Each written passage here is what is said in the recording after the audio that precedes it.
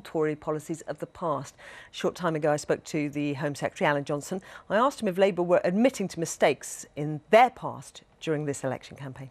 You can't be in government for 13 years and claim that everything's perfect, but people do appreciate you asked me about the past. Why don't you want to talk about the past? We're very keen to show what's happened since 1997, what's happened to pensioner poverty, what's happened to child poverty, to remind people what things were like, because it's important to ensure that people understand where the next step is. You can't have the biggest hospital building programme and put nurses and doctors in and do the kind of reforms around personalised service all at once. You take it in stages, and that's why the vision for the future is built upon the successes of the past. Immigration, are you under pressure? This question of legal aid for 3 Labour MPs who are now in court on charges. I mean, are you in pressure or under pressure on issues like that? Well, here's the funny thing.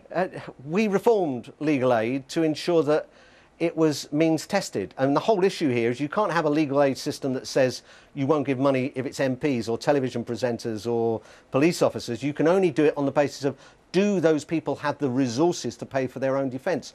We introduced means testing last year.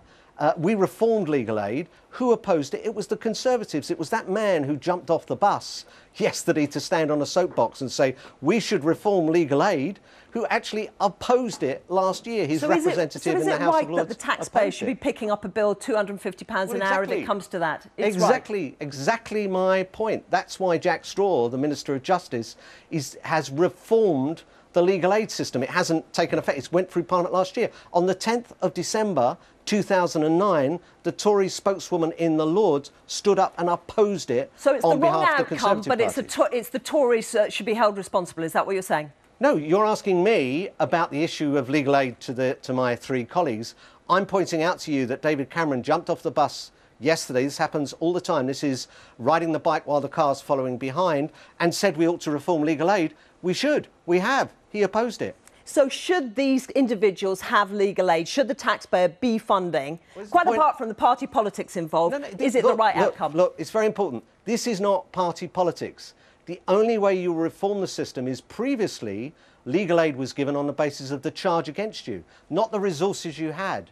Your whole point can't be that we have a legal system where the only people who don't get legal aid are MPs. It must be that if you have your own resources, if you can afford to pay your defence, you should do, and the taxpayer shouldn't pick up the bill. Yes, this is not a party political point. I'm making the point that we've made those reforms. They've not been implemented. It takes a time before you implement. You have to give a period to change the whole system. We carried out those reforms. We introduced those reforms to legal aid, and the Conservatives opposed it.